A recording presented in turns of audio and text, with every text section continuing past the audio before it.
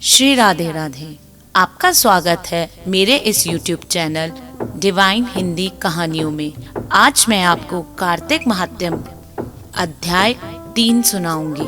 सत्यभामा ने कहा, हे प्रभु, आप तो सभी कालों में व्यापक हैं और सभी काल आपके आगे एक समान है। फिर यह कार्तिक मास ही सभी मासों में श्रेष्ठ क्यों है? आप सब तिथियों में एकादशी और सभी मासों में कार्तिक मास को ही अपना प्रिय क्यों कहते हैं? इसका कारण बतलाइए। भगवान श्री कृष्ण ने कहा, हे भामिनी, तुमने बहुत अच्छा प्रश्न किया है। मैं तुम्हें इसका उत्तर देता हूँ, ध्यान पूर्वक सुनो।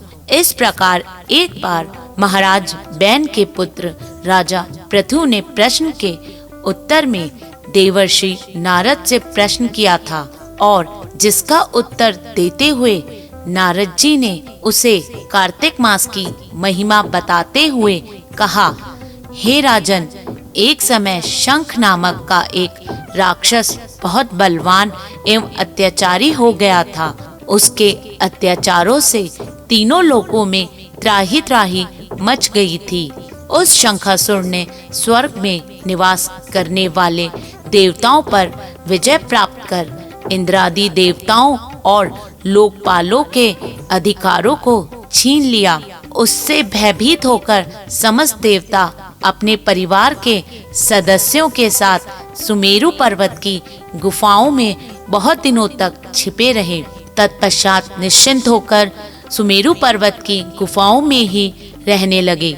उधर जब शंखासुर को इस बात का पता चला कि देवता आनंद पूर्वक सुमेरु पर्वत की गुफाओं में निवास कर रहे हैं, तो उसने सोचा कि ऐसी कोई दिव्य शक्ति अवश्य है जिसके प्रभाव से अधिकारहीन यह देवता अभी भी बलवान है। सोचते सोचते वह इस निर्णय पर पहुंचा कि वेद मंत्रों के बल के कारण ही देवता बलवान हो रहे हैं। यदि इनसे वेद छीन लिए जाए तो वह बलहीन हो जाएंगे। ऐसा विचार कर शंखासुर ब्रह्मा जी के सत्यलोक से शीघ्र ही वेदों को हर लाया। उनके द्वारा ले जाए जाते हुए भय से उनके चुंगल से निकल भागे और जल में समा गए। शंखासुर ने वेद मंत्रों तथा बीज मंत्रों को ढूंढते हुए सागर में प्रवेश किया, परंतु न तो उनको वेद मंत्र मिले और न ही बीज मंत्र मिले।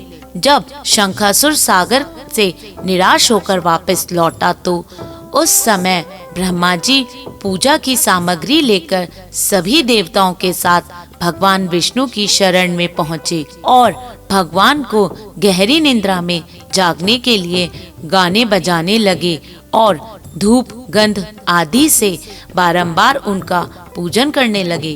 धूप दीप नैवेद्य आदि अर्पित किए जाने पर भगवान की निद्रा टूट गई और वह देवताओं सहित ब्रह्मा जी को अपना पूजन करते हुए देखकर बहुत प्रसन्न हुए तथा कहने लगे, मैं आप लोगों के इस कार्तिक एवं मंगलाचरण में बहुत प्रसन्न हूँ। आप अपना अभिष्ट वरदान मांगिए, मैं अवश्य प्रदान करूँगा। जो मनुष्य अश्वनी शुक्ल की एकादशी से देव उठनी एकादशी तक ब्रह्म मुहूर्त में उठकर मेरी पूजा करेंगे, उन्हें तुम्हारी ही भांति मेरे प्रसन्न होने के कारण सुख की प्राप्ति होगी।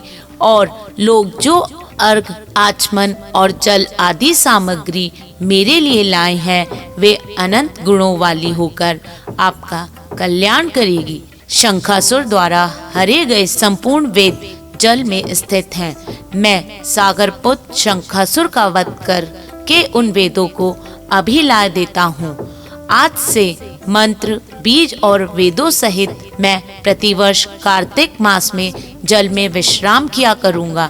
तब मैं मत्स्य रूप धारण करके जल में जाता हूँ। तुम सब देवता भी मुनीश्वरों सहित मेरे साथ जल में आओ। इस कार्तिक मास में जो श्रेष्ठ मनुष्य प्रातः काल स्नान करते हैं, वे सब यज्ञ के स्नान द्वारा आदि भली भांति नहा लेते हैं। हे देवेंद्र, कार्तिक मास में व्रत करने वालों को सब प्रकार से धन पुत्र पुत्री आदि देते रहना और उनकी सभी आपत्तियों से रक्षा करना। हे धनपति कुबेर, मेरी आज्ञा के अनुसार तुम उन पर धन धान्य की वृद्धि करना, क्योंकि इस प्रकार का आचरण करने वाला मनुष्य मेरा रूप धारण करके जीवन मुक्त हो जाता है।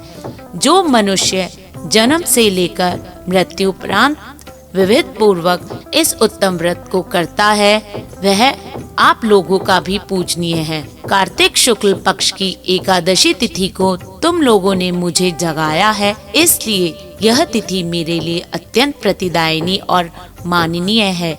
हे देवताओं, यह दोनों व्रत नियम पूर्वक करने से मनुष्य मेरा सानिध्य प्राप्त कर लेता है। इन व्रतों को करने से जो फल मिलता है वह अन्य किसी व्रत से नहीं मिलता। अतः प्रत्येक मनुष्य को सुखी और निरोगी रहने के लिए कार्तिक महात्म्य और एकादशी की कथा सुनते ही उपयुक्त नियमों का पालन करना चाहिए। श्री राधे राधे। अगर आपको मेरा ये कार्तिक महात्म्य पसंद आए तो कमेंट बॉक्स में ज़रूर लिखें और मेरे इस चैनल को शेयर तथा सब्सक्राइब करना ना भूलें तथा बेल आइकन को ज़रूर दबाएं। धन्यवाद।